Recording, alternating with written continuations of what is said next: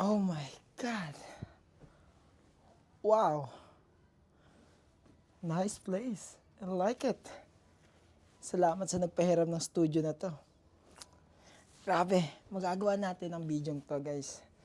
Dahil sa tulong nila. Ang sarap upuan, no? Yes. Okay. Bago tayo magsimula, inom muna ang tubig. By the way, hindi niyo alam kung bakit ako nandito. Actually, kung bakit ako nandito dahil kasama natin si Gemini! Okay. So guys, ang kasama natin ngayong araw na to ay si Gemini. Walang iba kundi si Gemini. Okay? Bakit si Gemini? Dahil si Gemini lang naman yung lagi kong kausap. Okay. Okay. So, meron tayong 10 minutes para makausap si Gemini. And let's see kung ano yung gagawin ni Gemini sa atin. Actually, si Gemini, by the way, it is an AI. Okay? AI si Gemini na kung saan hihingi tayo ng tanong sa kanya. 5 tanong bago matapos ang taon na to, guys. Yan. And tingnan natin kung ano yung mga itatanong niya sa akin. Tingnan natin kung maririnig niyo si Gemini. Gemini? Hello, that's me. What can I help you with today? Pwede ka bang magtagalog? Oo naman, pwede tayong mag-usap sa Tagalog. Ano ang gusto mong pag-usapan? Okay, Gemini. Bigyan mo ko ng 5 tanong bago matapos ang taon. Magandang tema yan. Narito ang 5 tanong para pag-isipan bago matapos ang taon. Ano ang pinakamalaking natutunan mo ngayong taon? Meron bang bagay na gusto mong pasalamatan o pinagsisisihan bago magtapos ang taon? Ano ang pinaka-importanting layunin mo para sa susunod na taon? Meron bang relasyon o aspeto ng buhay mo na kailangan o gusto mong bigyan ng pansin? Ano ang isang bagay na gusto mong subukan o baguhin para mas maging mas maganda ang susunod mong taon? Wow! Napakahirap na tanong naman yan, Gemini. Pasensya na kung mahirap masyado. Gusto mo bang mag-isip tayo ng mas simple o mas nakaka-excite na tanong? Ano bang mas gusto mong pagtuunan ng pansin? Hindi. Okay lang sa akin yan, Gemini. So, sasagutin natin yan. Sige, simulan natin. Alin ang gusto mong unahin sagutin? Siyempre, yung number 1. Pwede mong paulit? Ano yung number 1?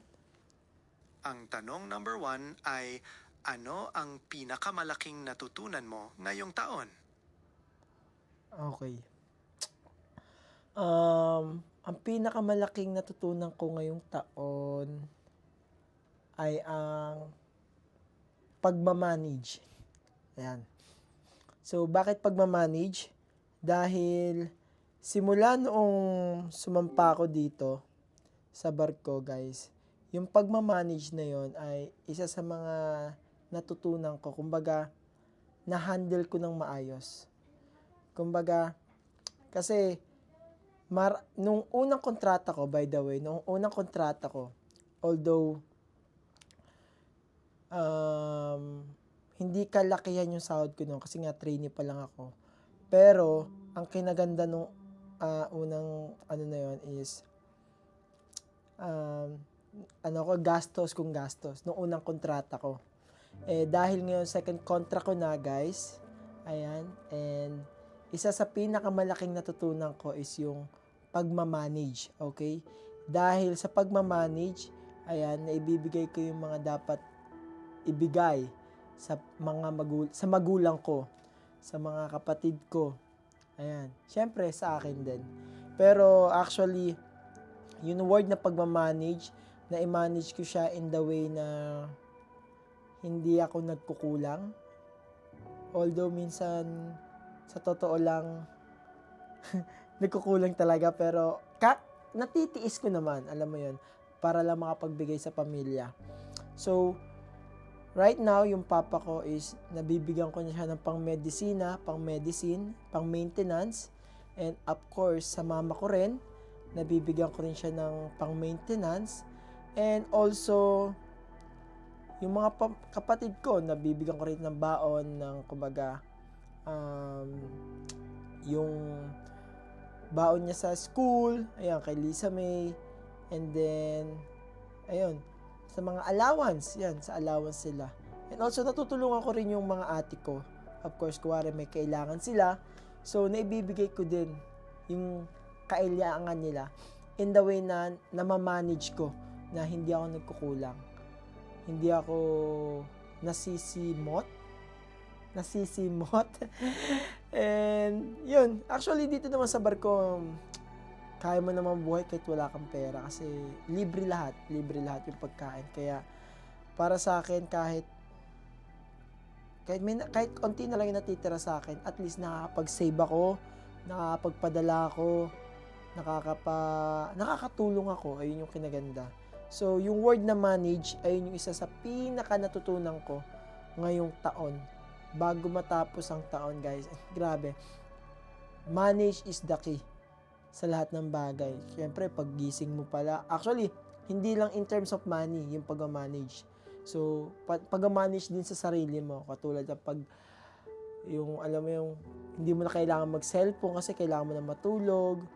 Yung, gigising ka na maaga, maglalaba ka, alam mo yun, kukonta ka sa Pinas, anong oras, anong araw, tapos, ganon. So, maraming way yung pagmamanage na naitulong sa akin. Financially, personally, and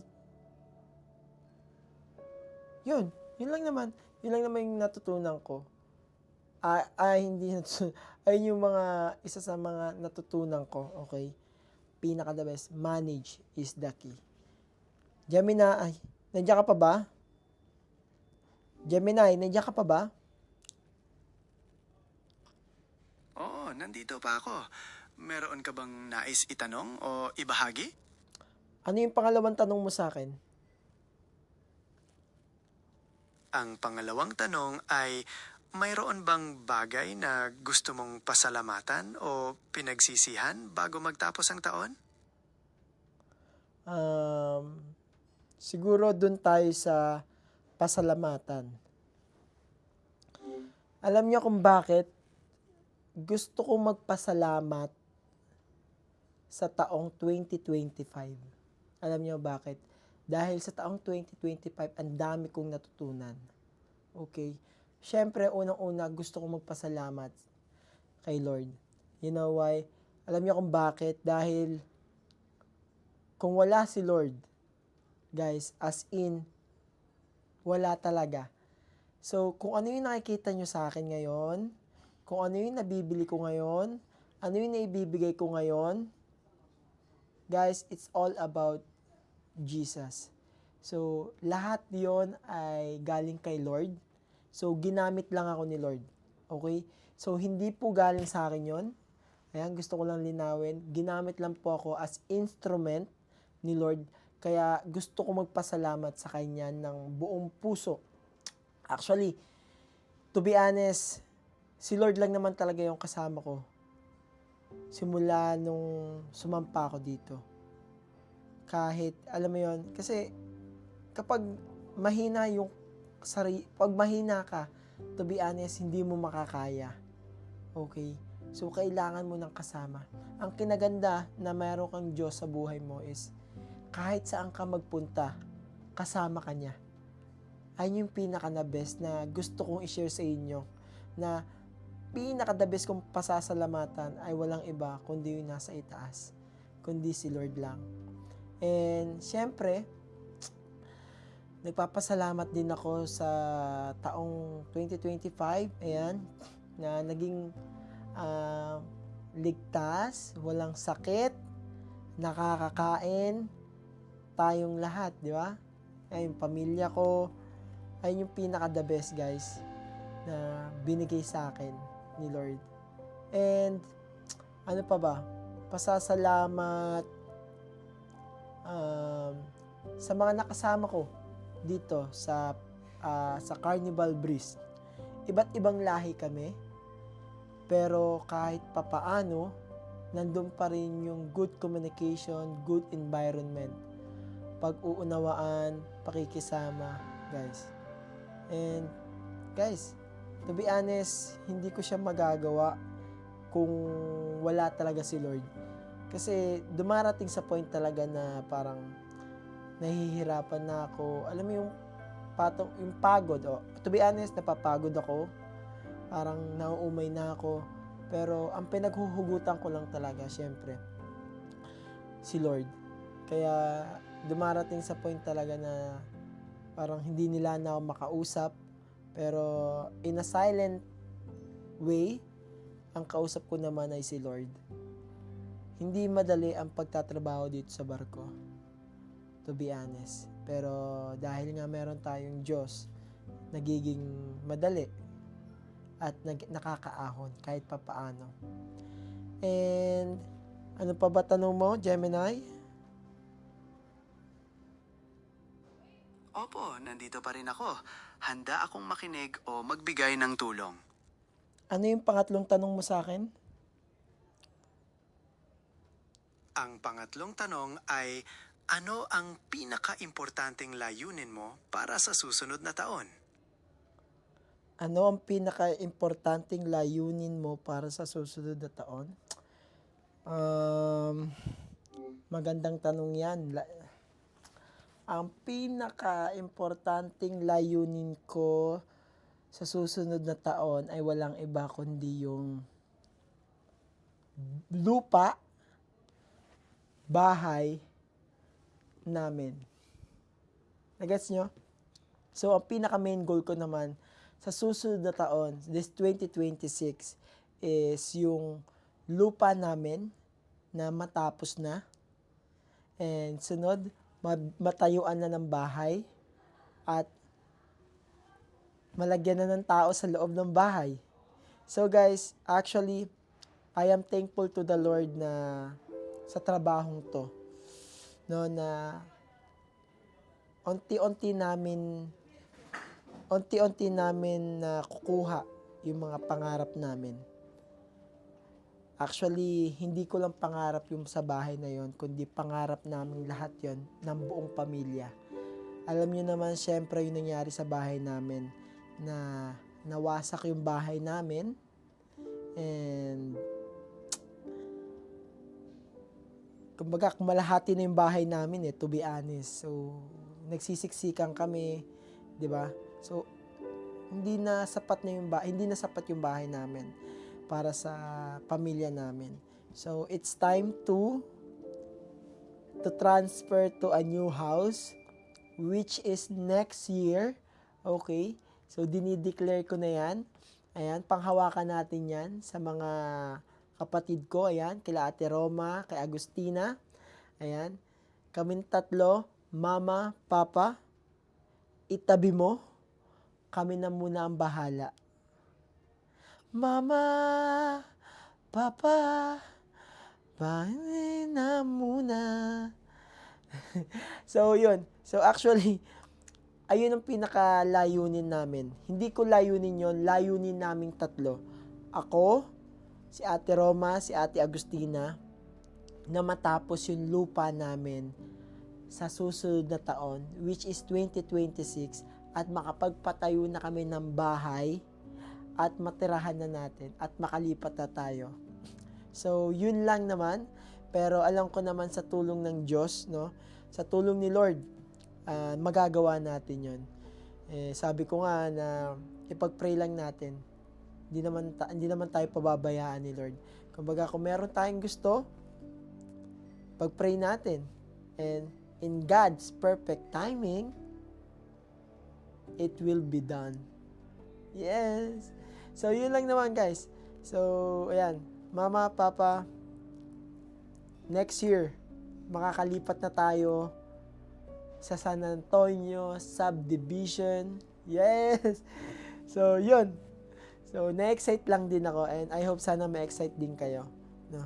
So, yun ang namin plano. So, dapat surprise yun, pero nasabi na namin. Si Gemini kasi, tinanong ako ni Gemini eh. Pero yun talaga ang layunin namin, na matapos yung lupa at matayuan ng bahay at matirahan na next year.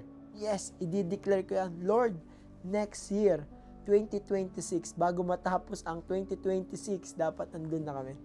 Mababalikan ko ang bidyong to. No? Natutuwa lang ako. So, yun lang naman. So, Gemini, meron ka pa ba mga katanungan? Ano yung pang-apat mong tanong?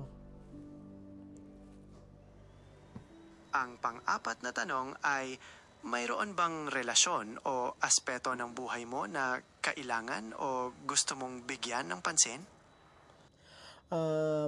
Sa akin, bilang Kuya RR, a life of buhay photographer sa barko ni Kuya RR,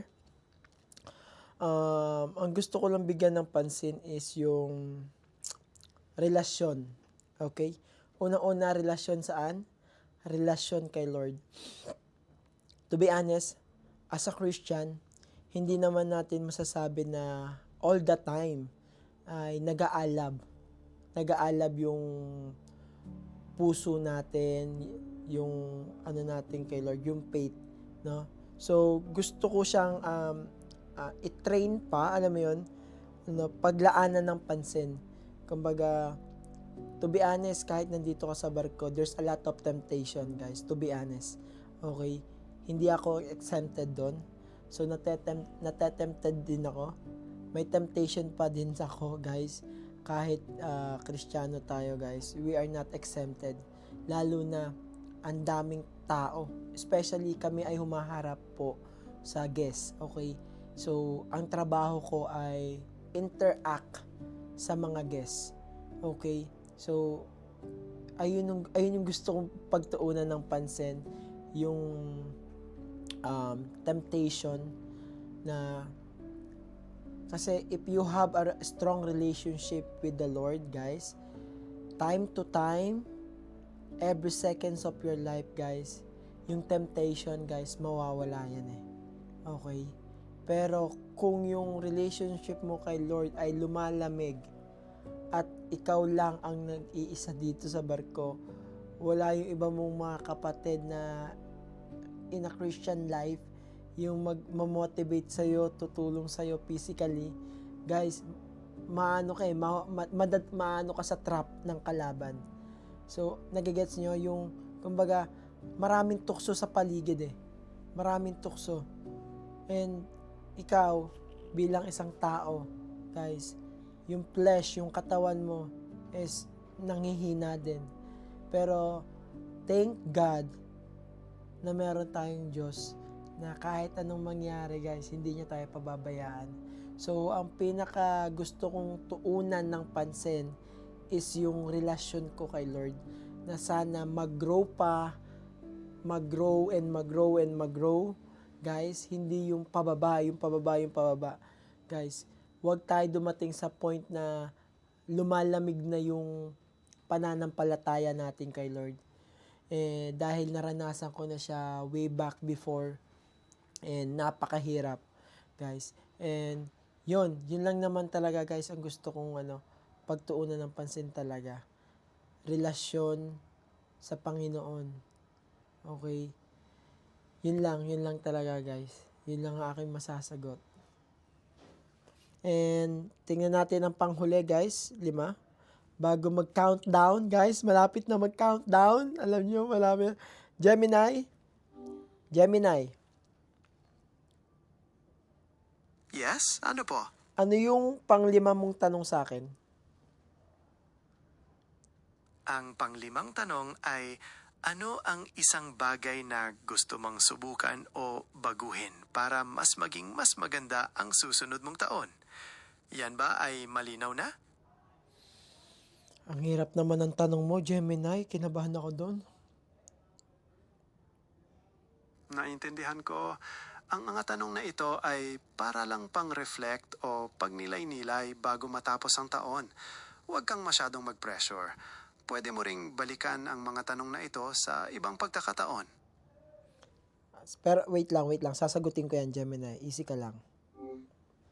So, ang tanong, wait lang. Ano ang isang bagay na gusto mong subukan o baguhin para maging mas maganda ang susunod mong taon? Actually, ang susubukan ko talaga, ito. Gusto ko lang share. Ang susubukan ko is, pag-uwi ko, guys, sa pag-uwi ko sa Pinas, ayan, sa pagbakasyon ko, ang susubukan ko is a long ride. Mama, Papa, gusto ko mag-long ride from our house going to Samar, going to Masbate. Ayan yung gusto kong subukan. Okay? Para maging mas maganda ang susunod mong taon. So, ayun yung gusto ko talaga subukan, guys. To be honest, is makapag long ride. Lalo na sa bakasyon. Siguro naman deserve ko yon. Guys, gusto ko mag long ride, to be honest. Lalo na yung motor ko. Namimiss ko na yung motor ko. So, yeah. Actually, yun ang gusto kong subukan. Makapag long ride. And, ano pa ba?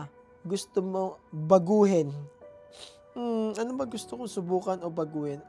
Babaguhin ko ay yung pagiging mainit kong ulo. Okay. So, to be honest, mabilis uminit yung ulo ko. Okay. So, bakit mabilis uminit yung ulo ko? Dahil siguro sa pagod or dahil actually isa rin sa mga pinag-pray ko. Lord, na touch my heart, okay? Kontrolin yung mga sasabihin ko, yung ibubukan ng bibig ko, guys. Ayun yung gusto kong baguhin, yung pagiging mainitin yung ulo ko, to be honest. Ayan. Dahil dun nga, special mention dun sa kapatid ko, no, kay Lisa May, na kapag ginagamit yung motor, guys, alam mo kung ano yung umano sa utak ko. Ayan. Pero thank God, pinaparemind pa rin sa akin ni Lord na kumalma ka, anak. No, pinapakalma naman ako ni Lord. Pero sa huli yun, nakakapagsabi ako ng hindi maganda, syempre sa init ng ulo, yun. And yun talaga, yun ang isa sa pinag-pray ko talaga is mabago yung pagiging mainitin yung ulo ko, guys. Mabilis mag-init yung ulo ko, I don't know. Ewan ko nga, namumuti na nga ata yung ulo ko eh. Pero kahit pa paano, wala pa naman ako nakikita. So, yun lang naman. And guys, I hope nagustuhan niyo yung interview na to sa tulong ni Gemini na kaibigan ko. Wait lang, ano natin. Gemini? Opo, may gusto ka bang itanong o idagdag? Wala na, nasagot ko na lahat ng tanong mo. Magaling! Sana ay nakatulong ang mga tanong na iyon para sa iyong pagninilay-nilay. Mayroon ka pa bang gustong pag-usapan o gusto mong gawin? Wala na. Kakausapin ko na yung pamilya ko. Bye-bye! So, ayan, to my family out there, kila mama, papa, sa mga kapatid ko, sa mga nandyan sa bahay ngayon, Merry Christmas, Happy New Year. Alam kong excited na kayo saan? Sa regalo ko, okay. Etong regalo ko, guys, is galing to sa puso ko. Sana magustuhan nyo. And guys, hindi dito magtatapos, okay? Hindi dito magtatapos yung regalo ko sa inyo.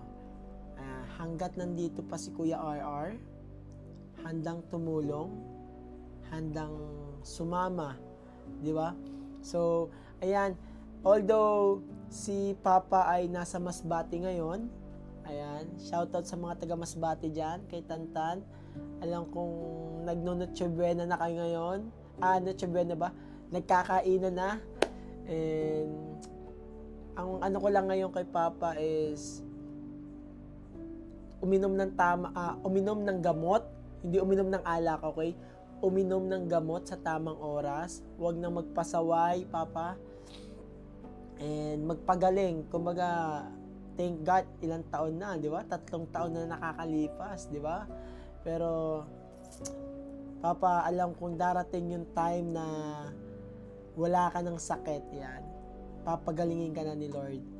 Ayan, basta uminom ka lang ng gamot, ako na bahala sa gamot mo. 'Di ba? And ayan, kay Tantan, shoutout sa iyo, bantayan mo lagi si Papa diyan. Okay? And si Mama naman na nasa Laguna, nasa bahay namin, 'di ba? Si Papa nasa Masbate, si Mama nasa Laguna. So magkaiba sila. Tapos ako nandito. Papunta kami ng Cozumel. By the way, papunta na kami ng Cozumel ngayon, Mexico. So, sila Mama, ayan, nandiyan, nanonood ngayon. Uminom din ng gamot, okay? Huwag magpapalipas yung hindi ka makakainom ng gamot, dapat walang absent, okay? Kami na ang bahala sa gamot mo. And magpalakas, okay? At parating na ang iyong kaarawan, 60th birthday. And relax ka lang, kalma ka lang. Okay? Doon naman kay Lisa May, okay? Sa kapatid kong napakabait. Ang bait mo, Lisa May. Diyan ka lang, ha? Okay? Mag-aral mabuti. Graduate. Okay? Okay, Lisa May. Okay. So, doon naman sa ate ko, kay Ate Agustina, ang masasabi ko lang naman sa kanya is, darating yung time na, actually, laking pasasalamat ko din kay Ate Agustina kasi siya rin yung tumulong sa akin. No? Kasi siya lang yung may magandang trabaho before. Okay, bago ako makarating dito, si Ate Agustina lang yung tumutulong. Although siya yung nagsosustain financially, siya yung instrument na ginagamit ni Lord para magbigay sa amin ng tulong financially. And maraming salamat sa iyo, Ate Agustina. And I pray alam ko yung dinidesire ng puso mo ngayon para sa work mo. And darating naman din yung tamang time doon. Okay? Basta ibigay mo lang, laging isubmit mo lang kay Lord. Kung ano yung gusto natin, lagi lang nating isubmit kay Lord. Okay? Kasi si Lord naman ang bahala sa iba. Kumbaga, pag nag-submit tayo ng gusto natin, si Lord na bahala kung eto ba yung will niya or hindi. Okay? So, kung hindi niya maibigay ito sa ganitong panahon, in a perfect timing, ibibigay rin ni Lord yun. Okay? So, maraming salamat, Ate Agustina. And sa ate ko naman, na nasa UAE, layo namin, di ba? Kay Ate Roma. So, Ate Roma, I pray for you. Ayan, alam ko, strong girl ka. Strong, malakas kang babae na nandiyan ka ngayon. Independent woman, di ba? At ano lang din, wag na maging maalaga na lang sa sarili para mag-diet naman, okay? Alam ko naman matibay ang loob nito ni Ate Roma. Basta magpalakas at si Steve, pag-graduate na din, no? So, alam kong uuwi ka na rin din, no? Next year. Ayan, pagplanuhin natin yan. Basta Ate Roma, kontrolin ng kain. Huwag na magyosi, okay? Huwag na lumamon sa gabi, okay? And healthy lifestyle, okay? That's it, yun lang naman eh. And sa kasama ni Ate, ayan. This is my message to you, okay? It is English, okay? I will translate to English. To my sister partner in UAE, please protect her, guide her, patient, okay? Bring patience to my sister all the time, and please don't bring food for her, okay? Don't bring for her. Hide the food. All your food on your refrigerator, hide it, okay? Hide it, okay? So, yun lang naman. And, wait lang. So, ibibigay ko na ba yung pamasko ko sa inyo? Eto na, ibibigay na ni Ate Agustina yung aking pamasko So, ibigay mo na ang mga sobre. Ayan, ibigay mo na. Ibigay mo na, ate. Ayan. At buksan nyo na yan. At sana nagustuhan nyo yan. At malapit na mag-countdown, guys. Sabay-sabay tayo magka-countdown, okay? Pag nag-countdown na tayo, guys, sabay-sabay tayong tatalon. Kahit nasa iba't ibang panig tayo ng mundo. No? So, that's it. Maraming salamat. And once again, it's your vlogger boy, Kuya RR. Ang buhay photographer sa barko. See you on 2026. Happy New Year!